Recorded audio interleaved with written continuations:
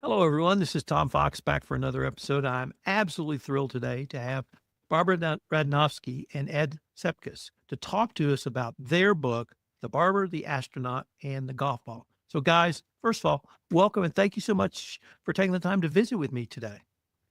Thank you very much. We're glad to be here. Barbara, I know a little bit about your background, but our audience may not. Tell us about your professional background and what you're up to now. I was a lawyer for many years and a mediator, and I taught mediation to young children. I also got involved in urban debate and promoting urban debate here in Houston, and decided to stop practicing law and get into writing more, and have written a couple of books and then collaborated with my husband on a documentary. And that has taken up a lot of our time. And we decided to write a book about what we learned about the space program and the people we love. And Ed, could you tell us a little bit about your professional background and what you're up to today? I was trained as a cardiovascular anesthesiologist, did that for a number of decades.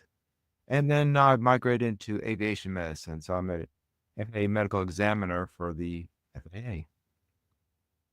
You have picked, at least as a focal point, one of my favorite events, issues, topics, or moments from the trips to the moon, and that's the golf ball.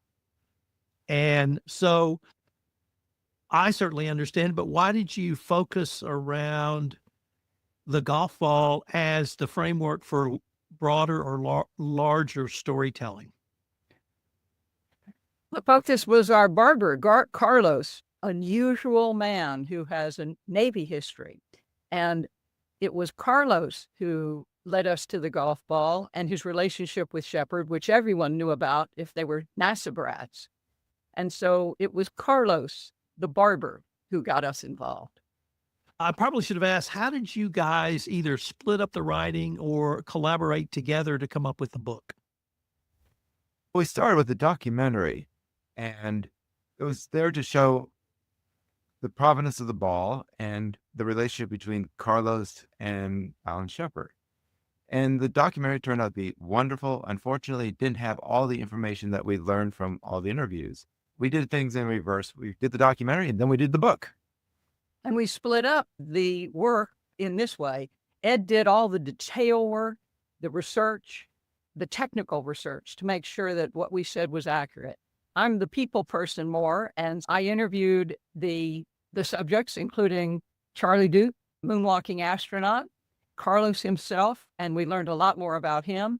Alan Shepard's daughter, George Abbey, head of NASA, who was most cooperative because he was an old buddy of Carlos the barber and knew well of the relationship between Barber and the moonwalking first golfer on the moon, Alan Shepard. So we split it up that way. And then I got sick towards the end, and Ed had to step in, and he also finished the writing on the book. So let's start with Carlos, as he's either the fulcrum or focal point here. Tell us about Carlos Villagomez and just as a person. Carlos grew up in the Bad Park, Houston, a big Hispanic family, went into the Navy because that's all he had. It was his only option, basically, at that time. And he progressed from there. He became an entrepreneur. He developed his barbershop in Webster, Texas, and beer garden that's world renowned. And yeah, he was a civil rights pioneer because he developed, after he got out of the Navy, he decided to become a barber thanks to the GI Bill. He saw much military action, much fighting in Indochina right after World War II, during the Korean crisis. And Carlos is the most unusual friend we have, and he's our oldest childhood friend from childhood. And we wanted to learn more about him and how he got the golf ball that was gifted to him by Alan Shepard. And that's why we did the documentary, and it didn't say enough. And so we felt we needed to fill in all of the other questions. Like when Carlos was volunteered by the Navy to submit to atomic bomb testing to see what would happen when a nuclear bomb was dropped on his boat. Wow. And what was the result of that? Carlos very calmly said, when we said, "Are you joking, Carlos?" He said, "No, I volunteered because that's what you do in the Navy when you're told to volunteer." I said, "What happened?" He said, "Oh, it was spectacular, spectacular." And he started describing the big plume of water. I said, "What happened to you?" He said, "The boat sank." And I said, "What happened to y'all, all of you?" He said, "Oh, they came and picked us up." That was Carlos's reaction. And the only way we found out about it was we were interviewing Carlos, and he said, "I'm having some ringing in my ears." And we said, "What's all this ringing in your ears, Carlos?" And he said, "Oh, it was when I was in Indochina, the gunshots bouncing off the boat, that got my ears a little messed up. Then the nuclear explosion really messed me up." Hey, Touche. Yeah. How long was Carlos a barber? He did it immediately after. He still is a barber. He can't stand on his feet very well. He's in his late 80s. But he knew when he was either going to be a cobbler or a barber. When you come from the segregated wards of the Houston Ship Channel with 15 siblings, you have to pretty much make it on your own, and he did. But he did get money from the GI Bill, and we're talking about the early 50s. Was he able to get technical training or trade school training for a barber to run a barber shop through his GI Bill benefits? GI benefits paid for his tools, paid for some education, and got him started. It was the GI Bill. Same with, you'll find other characters in the book, including my dad, credit the GI Bill to how they got their education and how they made themselves in their careers. So yes, it was comprehensive for him. I don't think many people remember what the GI Bill did in the late 40s and early 50s today. Absolutely. How did Carlos become acquainted and friends with Alan Shepard? the NASA PR person. Gene Kranz. No, not Gene Kranz, the guy that wrote the book. Gene Kranz was the flight director. Flight director. Oh, The guy with P. Sorry. okay. We're blanking on the name. The NASA public relations person came to Carlos and said, "Look, we need a barber here in Clear Lake. There's nobody here. We need help. We're building a space city. Come down from South Houston and be a barber in Clear Lake." So he came down to Clear Lake and set up shop in the Holiday Inn. He found a space there that had been rented by a dentist that went bankrupt or left his school there. And his first barber chair was a dental chair. Perfect. Yes, and they grew, and he eventually moved his shop to Webster, Texas, which is just down the road. And when Go ahead. when Carlos moved his shop to Webster, Texas, and built a small ramshack, we call it a shotgun shack here in Texas. He started first in an old pensioner's house and then built the shack. But he wasn't very popular because it was very close to the police station in Webster, Texas, which is a speed trap town, or was a speed trap town, is trying always to escape that particular name. So Carlos built both a barbershop and then thought it would be more productive to also add a beer garden. And the kindest thing I can say was he was threatened by the police department because a man named Carlos Villagomez was not popular in a small Texas town. But he didn't leave. He was threatened at gunpoint, and he decided he'd stay and he'd become a member of the community. So he is now a very important member of the community, big Rotarian, and just built himself up over the last 50 years or so. So for our listeners who don't know, could you describe Alan Shepard a little bit? He's the first American in space. He was, I believe, the 10th man to walk on the moon. He's an avid golfer. From all reports, he was okay, not great, but he was avid. He was a bit of a loner. He was a Naval Academy graduate. His father was military. He grew up in a tiny town and went to his first 6 grades with one teacher in a one-room schoolhouse. And he says the most important, Shepard several times in his memoir information, says that the most important influence in his life was the one-room schoolhouse school teacher who taught him the importance of training, remembering, and hard work at education. And you'll see this referenced throughout his life and in, for example, some of his greatest works. He won an award from the Smithsonian in the 1960s before he ever became world famous. And he was famous as a Mercury astronaut, but not famous as a scientist. And he won the Link Lecture Award. And it's a wonderful part of the book where we quote how Alan Shepard credited his training, applauded his teacher in grade school, and said that what saved his life periodically was his training, including training by simulation. So that really leads to sort of the next area I wanted to explore. Hopefully all of our listeners are familiar with astronauts, and certainly the Mercury 7, Gemini, and Apollo astronauts.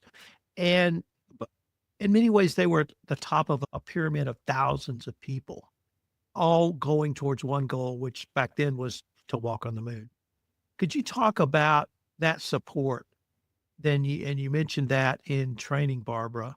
What really was the role of all of those people behind the scenes at NASA? To their credit, Alan Shepard and the original astronauts understood that they were not top of the pyramid. They understood that they were being more than held up, that the top of the pyramid were the federal workers who were out on the line, designing, experimenting, brilliant scientists. They lauded their secretaries who were incredible and had much management responsibility. So in the astronaut memoirs that we cite in the book and in the long interviews that we were able to obtain, every one of the astronauts we spoke to and read about were clear that they weren't considered the pinnacle and didn't consider themselves the pinnacle. So I just wanted to kind of start with that. The humility of these 7 men to a person and their colleagues as they went forward, not just these original Mercury astronauts, but all along the way, the Gemini and the Apollo astronauts, Apollo-Soyuz in particular, they understood that the key to this were people all over the country, with secretaries having an incredibly important role. And Ed, whose father worked at NASA, my dad worked at NASA, has a lot of experience dealing with and learning about what the real people on the line did. They were respected. They put us on the moon, and the astronauts know that. An example of this is Apollo 13.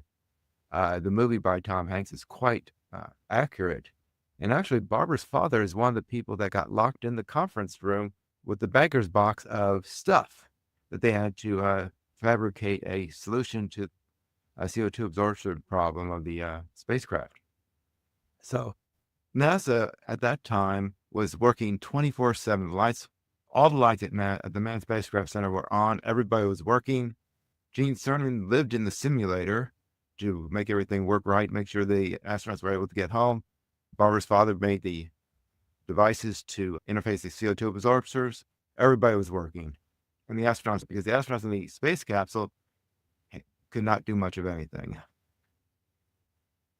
We were around the same age, and I was a teenager when the first moon landing occurred. Could you guys give us sort of reflect back on what people thought of, and certainly Texans, about NASA in the 60s and how this was one of the most exciting things, literally, if not day to day, throughout the 60s as we seem to be working towards a common goal? You want to start? I have the... It was a magical time. We were all children of scientists. We all understood what the mission was. We were what we all called ourselves NASA Brats, and we were a very tight community. There wasn't much else going on. And it was a wonderful time, just like you read about in the books, other books too, where your days as a kid were wandering around and playing, getting into trouble. Everybody was looking out for the other, much like a military community might be, where everybody's looking out for everybody else. And our fathers were our heroes, not just for those who had military service, but for the work they were doing. It was a really wonderful, idyllic time, and I have only great memories from that period of time. Sure, we got in trouble, sure, we had problems, but we knew that this was a special time and the entire country seemed unified behind us. We understood about JFK's mission. We understood what happened when there were terrible, horrible things happening like the Apollo fire. We understood how the federal government rallied to help us back. We did understand all that because that was our parents' lives and therefore ours. It was a bit unique in that there's only a couple bedroom communities down in the Clear Lake area during the development of the Manned Spacecraft Center, and everybody's father was either an astronaut or a rocket scientist. And when there was a launch, the TV people would come down with their trucks with the satellite dishes and cordon off the astronauts' homes, and the kids their children would be exempt from school. During school time, if there was a live TV feed, they rolled in a little black and white TV set on a big stand, and everybody watched TV, watched the moonshot, or with the spacewalk. Then afterwards, when the astronauts returned home, the astronauts would come to the school and debrief us, the kids, show and tell, raise food, whatever they had. But we were completely isolated, and this was a normal experience for us. And we didn't realize until we got older and got out of the Clear Lake area that this was a very special time. For example, Jim Lovell was head of the Boy Scouts troop, and my brothers were Boy Scouts. And so in the backyard one day, Jim Lovell, before he went to the moon, towards the moon on Apollo 13, he was showing everybody, it was twilight, he was showing everybody where he would be landing on the moon. And he said, "Stuart, go get your sister's telescope. Let's go see, let me show you in more detail." And so he ran in and he got my telescope. My dad was a navigator in World War II, so my presents were things like a nice telescope. Back then, they were pretty cheap, and I had a pretty nice telescope. I still have it right here in the corner of my office. And so these are the experiences we had. And I do relate one experience, and I checked with Chris Carpenter, Scott Carpenter's daughter, to see if her dad ever told her about it. I used to play with the family dog near the canal I was never supposed to play near. And so one time I fell in the canal with the dog. And that was a problem because it had real high levels. And so I kept wondering, how am I going to get out of here? Actually, I jumped in after the dog because I was worried about her, but I didn't think what I'd do to get out. And so I'm yelling and screaming and trying to figure out what to do. And the dog's so big, not cooperating. And so all of a sudden, somehow, somebody scrambled down, grabbed me by the scruff of my neck, and threw me up on I don't know how he got down, but it was Scott Carpenter. And I said, "Look," I was a little kid, but I said, "I'm not supposed to be here." And he said, "I'm not going to tell. I'm not going to tell." And because he knew we're not supposed to be horsing around there if we're little kids by the canal. And so this is the way we knew these folks. They were our heroes, yes, but they were Mr. Carpenter, you know. So could you say a few words about Charlie Duke and his reflections on Alan Shepard's leadership? Charlie Duke knew Shepard extremely well. We were in his house for several hours as he reflected on Shepard. And we put this both in the documentary and a very long excerpt in the book. Charlie Duke found Shepard to be a brilliant leader, a taskmaster, but also a friend after the relationship changed and Shepard was no longer head of the astronaut corps, but was returned to good health and able to fly to the moon. But during the time that Shepard was the boss, he found him to be fair, stern, and completely competent. And there was a camaraderie among the astronaut corps that Shepard was able to foster, despite him having been an astronaut and Shepard not being in the job he wanted at the time. He wanted to fly. He was a pilot. He wanted to fly. And so he was a great boss. And Duke goes into much detail about that. When Shepard was able to get his medical cleared and was able to go back into space travel, he became a wonderful friend, a golf partner to Charlie Duke, one of the guys, and treated him just as one would hope, a guys who have much in common, including being Naval Academy graduates, and all that goes with that you read about. And this is the kind of camaraderie that we tried to convey in the book. And we rely heavily on the words of the astronauts and in Shepard's own words about the camaraderie he experienced with his astronaut colleagues. I want to conclude by asking you both about the importance of preserving legacies and telling stories about the past for future generations. So, Ed, maybe I could start with you. Why is that part of what you did so important? That's part of human history. Early humans sat around a campfire talking about stories, and that's how you pass down information from one generation to the next. And we were very fortunate to grew up in a time of extreme progression in human kindness. During the space program, it was quite unique, and a lot of that uniqueness has not been well documented. So stories are very important, and that's how people learn.